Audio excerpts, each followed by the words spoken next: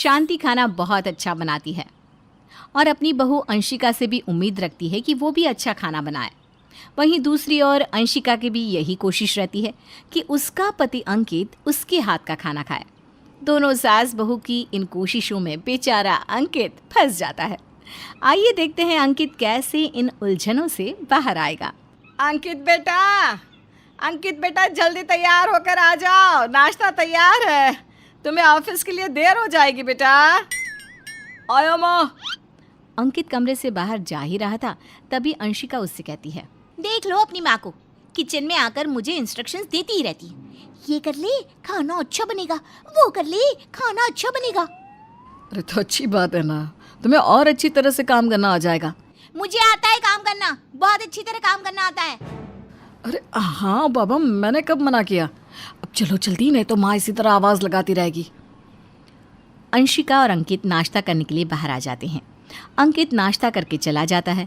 उसके बाद दोनों सास बहुएं अपने अपने काम में लग जाती हैं। जब रात होती है तो अंशिका सोचती है, कल सुबह माँ जी से पहले उठकर नाश्ता और अंकित जी के लिए लंच बना लूँगी, नहीं तो माँ जी फिर शुरू हो जाएगी, ये कर ले वो कर ले, ऐसे खाना अच्छा बनेगा वैसे खाना अच्छा बनेगा। अंशिका रात में सो गई और सुबह जल्दी उठकर किचन में चली गई। उसने अपने पति के लिए नाश्ता और लंच तैयार कर दिया। जब उसकी सास किचन में गई तो उसने देखा कि उसकी बहू ने किचन का सारा काम खत्म कर दिया है। ये देखकर सासू माँ कहने लगी, अरे बहू, आज तूने इतनी जल्दी किचन का काम खत्म कर दिया? हाँ माँ जी, आज जल्दी उठ गई थी ना, तो सोचा कि जल्दी काम खत्म कर लूँ, फिर आराम से बैठकर अंकित जी के साथ नाश्ता करूँगी। माँ जी आप भी डाइनिंग टेबल पर बैठो ना, मैं उन्हें बुला कर लाती हूँ। अंशिका अंकित को बुलाने चली जाती है। शांति को अपनी बहू का सुबह सुबह इस तरह किचन में काम करना पसंद नहीं आया। थोड़ी देर में अंकित ने नाश्ता किया। ये खाना किसने बनाया है? तेरी बीवी ने बनाया है। और किसने बनाया है? तभी तो इतना टेस्टी बना है। अंशिका, तुम्हारे जैसा खाना पूरे वर्ल्ड में कोई नहीं बना सकता। जादू है तुम्हारे हाथों में। ये सुनकर अंशिका हंसने लगी। अंशिका को हंसता देख अंकित दोबारा कहता है, अरे ऐसे हंस क्यों रही हो? सच बोल रहा हूँ मैं, बहुत बढ़िया खाना बनाया तुमने। अंकित की बात सुनकर अंशिका को तो बहुत अच्छा लगा, लेकिन शांति को बहुत बुरा लगा। वो सोचने लगी, निकम्मा अपनी बीवी की कितनी बढ़ चढ़ कर तारीफ करता है। ये सभी बेटे शादी के बाद बदल क्यों जाते हैं? शादी से पहले तो मेरे हाथ के खाने की तारीफ करता था। शांति ये सब सोच ही रही थी, तभी उसका बेटा बोलता है, माँ क्या सोच रही हो? मैं ऑफिस जा रहा हूँ, बाय। हाँ ठीक है बेटा, जा। अपने बेटे के मुंह से अपनी बहू की तारीफ शांति को अच्छी नहीं लगी। शांति ने ठान लिया कि वो अब अपनी बहू से अच्छा खाना बनाएगी, इसलिए उसने शाम का खाना बनाने की तैयारी भी शुरू कर दी। जब अंशिका ने ये देखा तो अपनी सास से कहने लगी, माँ जी आप अभी से क्यों खाना बना रही हो? अंकित जी तो वैसे भी थोड़ा लेट आएंगी। बहू तू मुझे मत बता कि कब खाना बनाना है। आज तक मैं ही संभालती आई हूँ इस घर को। तुझे जुम्मा 4 दिन नहीं हुए और तू मुझे बता रही है कि क्या करना है और क्या नहीं। अंशिका अपनी सास की बात सुनकर चुप हो जाती है। रात को अंकित जब घर आता है और खाने की टेबल पर बैठता है तो उसकी माँ खाना लेकर आती है। अंकित अपनी माँ से कहता है, वाह, खाने की खुशबू तो बहुत अच्छी आ रही है। माँ आपने बनाया है खाना? हाँ बेटा, मैंने बनाया है। देखा माँ, मैं आपके हाथ के खाने की खुशबू भी पहचान लेता हूँ। खुशबू इतनी अच्छी है तो खाना कितना अच्छा होगा। लाओ माँ जल्दी से दो। अंकित अपनी माँ की बहुत तारीफ करता है। अपने बेटे से अपनी तारीफ सुनकर शांति तो खुश हो जाती है, लेकिन अंशिका जल जाती है और अपने मन में सोचती है, माँ बहुत चालाक है। मैं खाना ना बना पाऊँ इसलिए मुझसे पहले ही किचन में चली जाती है, हर इनका बेटा इनके गुणगान गाता है। अब देखती हूँ मेरे होते हुए माँ किचन में जाती कैसे हैं। अब दोनों सास बहुओं ने ठान लिया कि अंकित के लिए खाना वही बनाएंगी। अगले दिन अंशिका किचन में गई और पनीर की सब्जी बनाने लगी। तभी शांति किचन में आई और अंशिका को रोकते हुए बोली, अंशिका ये पनीर की सब्जी मत बनाओ, मैं भिंडी बना रही हूँ। अंकित को भिंडी बहुत पसंद है। माँ जी आप रहने दो ना भिंडी, आज अंकित जी को पनीर की सब्जी खाने दो, मैं बहुत स्वादिष्ट बनाती हूँ, उनके साथ साथ आपको भी पसंद आएगा। बहू मुझे तो वैसे भी पसंद नहीं है पनीर की सब्जी, और मुझे पता है कि अंकित भी नहीं खाएगा। माँ जी आपको कैसे पता कि अंकित जी नहीं खाएंगे? एक बार खाने तो दो और आप भी खाकर देखना। बहू तू क्यों बहस कर रही है? एक बार मना कर दिया तो कर दिया। जो मैं बताऊंगी वही इस घर में बनेगा। माँ जी अच्छी ज़बरदस्ती है आपकी, कभी मेरी बात भी सुन लिया करो। इस तरह अंशिका और शांति में झगड़ा शुरू हो गया और दोनों ने अपना अलग अलग खाना बनाया। जब शाम को दोनों ने खाना सर्व किया तो अंकित कहने लगा, ये क्या माँ, आज आपने अलग अलग खाना क्यों बनाया? बेटा तेरी बीवी सुनती है किसी की, इसके जो मन में आता है ये वही करती है। माँ जी आप भी सुन लिया करो ना कभी किसी की, हमेशा अपनी ही चलाती हो। अंकित के सामने ही उसकी माँ और बीवी में झगड़ा शुरू हो गया।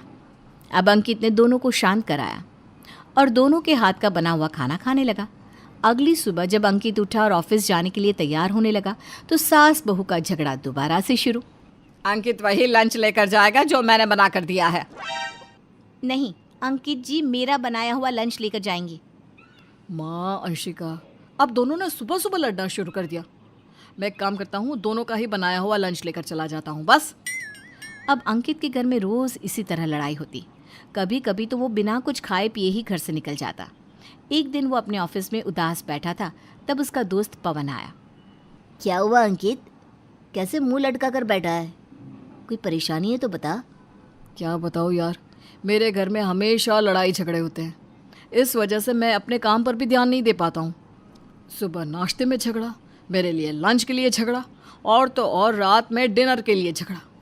पेट में खाना जाए ना जाए, कानों में लड़ाई की आवाज़ ज़रूर जाती है। अंकित ने पवन को सारी बात बता दी। पवन ने अंकित को समझाया और एक सुझाव दिया। मेरा ये आइडिया पक्का काम करेगा। तू एक बार अपनी माँ और पत्नी से बात कर, और हाँ, दोनों से अलग अलग बात करना और पूरे कॉन्फिडेंस के साथ बात करनी है, ठीक है? ठीक है भाई, मैं समझ गया। अंकित घर गया और अपनी पत्नी से कहने लगा, तुम माँ से झगड़ा मत किया करो। मैं माँ से झगड़ा नहीं करती हूँ, बल्कि माँ ही मुझसे पंगे लेती है। आप ही बताओ, ये घर मेरा है कि नहीं? मैं खाना क्यों नहीं बना सकती? बिल्कुल तुम्हारा घर है, तुम खाना बना सकती हो, और आगे से तुम ही खाना बनाओगी। तुम बहुत अच्छा खाना बनाती हो। मैं माँ के हाथ का खाना और नहीं खा सकता। तो ये बात सर अपनी माँ को भी बता दो ना। हाँ, मैं माँ से बात करूँगा, लेकिन इस बारे में तुम माँ से कुछ नहीं कहोगी, समझी? अब अंकित अपनी माँ के पास जाकर उनसे कहता है, माँ, आप इतना काम क्यों करती हो? क्यों खाना बनाती हो? क्यों बेटा, मैं खाना अच्छा नहीं बनाती क्या? माँ, आप बहुत अच्छा खाना बनाती हो, और आपके हाथों का खाना खाकर ही तो मैं बड़ा हुआ हूँ। देखो माँ, आप ना किचन में सुबह शाम लगी रहती हो, मुझे अच्छा नहीं लगता। ये कोई उम्र है आपकी काम करने की? मैं अंशिका की तारीफ़ इसलिए करता हूँ क्योंकि अंशिका ही खाना बनाती रहे, वो भी खुश होकर। बहू के होते हुए सास घर का काम करे, अच्छा लगता है क्या? आप तो बस हुक्म चलाया करो अंशिका पर। हाँ बेटे, बात तो तू सही बोल रहा है। अब ना मैं ऐसे ही करूँगी। जब घर में बहू मौजूद है तो मैं घर का काम क्यों करूँ, हैं? इस तरह अंकित ने अपनी माँ और बीवी को समझा दिया। अब घर में शांति रहने लगी। आखिर अंकित के दोस्त पवन की ट्रिक काम कर गई। नंदिता अपने बेटे राजीव के साथ रहती थी। वो बहुत गरीब औरत थी। उसके पति की मृत्यु तभी हो गई थी जब राजीव छोटा था, और इसीलिए वो दूसरों के घरों में जाकर काम करने लगी और अपने बेटे का पालन पोषण करती। ऐसे ही एक दिन नंदिता शाम के वक्त अपने बेटे के लिए खाना बनाने के लिए अपनी रसोई में जाती है, जहाँ वो देखती है कि रसोई में तो अन्न का एक भी दाना नहीं है। ये देखकर वो खुद से कहती है, हे भगवान, मेरी रसोई में तो अन्न का एक दाना भी नहीं है। मैं अपने बेटे राजीव को क्या खिलाऊंगी? वो खुद से बात कर रही होती है, तभी राजीव आता है और कहता है, माँ, बहुत भूख लग रही है, जल्दी से खाने को दे दो ना। हे भगवान, मैं अपने बेटे को अब क्या खाने को दूं? घर में तो खाने का एक भी दाना नहीं है।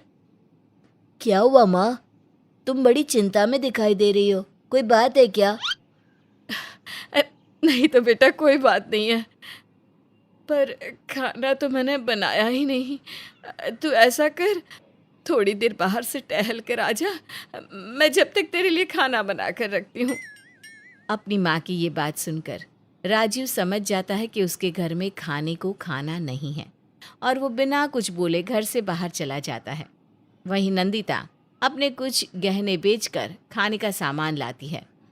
कुछ घंटे बाद राजीव वापस घर में आता है।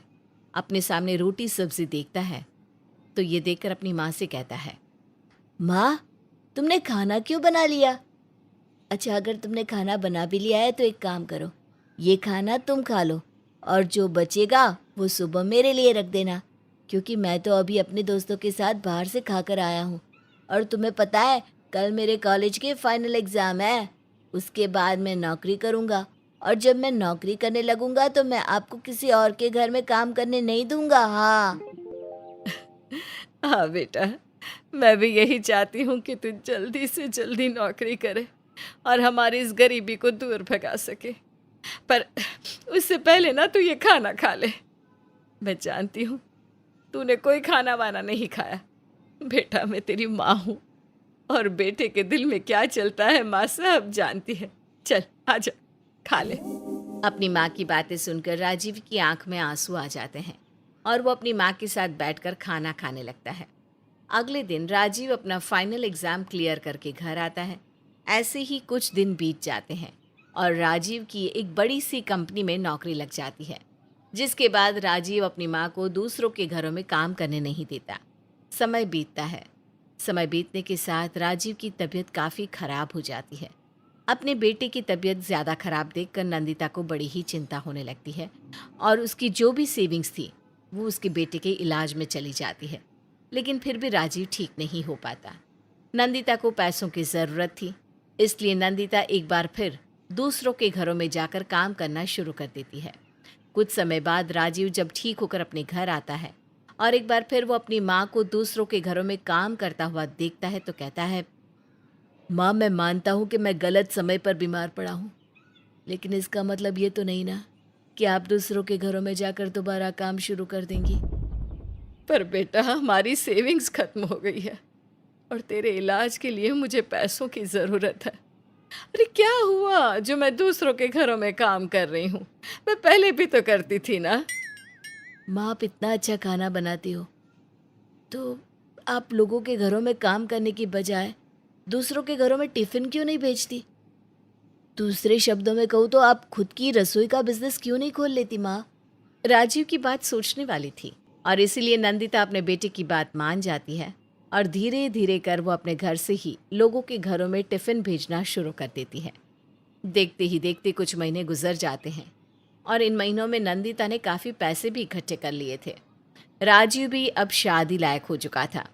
नंदिता आरती नाम की एक लड़की से राजीव की शादी करवा देती है। शादी के बाद आरती अपने घर को काफ़ी अच्छे से संभाल लेती है, लेकिन उसके अंदर अगर किसी चीज़ की कमी थी तो वो था खाने को सही तरीके से ना बनाना। आरती खाने को काफ़ी मात्रा में बना देती थी और वो खाना अगले दिन फेंक दिया जाता था, लेकिन इस बात का वो अपनी सास को ज़रा भी पता नहीं चलने देती थी। ऐसे ही एक दिन आरती खाना बनाकर खाने के टेबल पर रख देती है, जहाँ उसकी सास नंदिता आकर कहती है, आरती बहू, तूने इतना सारा खाना बना लिया है, आखिर इतना खाना किसके लिए बनाया है? मम्मी जी, ये खाना देखने में ज़्यादा लग रहा है, असल में ज़्यादा है नहीं। और आप देखना, ये खाना आज रात को ही ख़त्म हो जाएगा, क्योंकि मैंने ना सब कुछ राजीव जी की पसंद का ही बनाया है।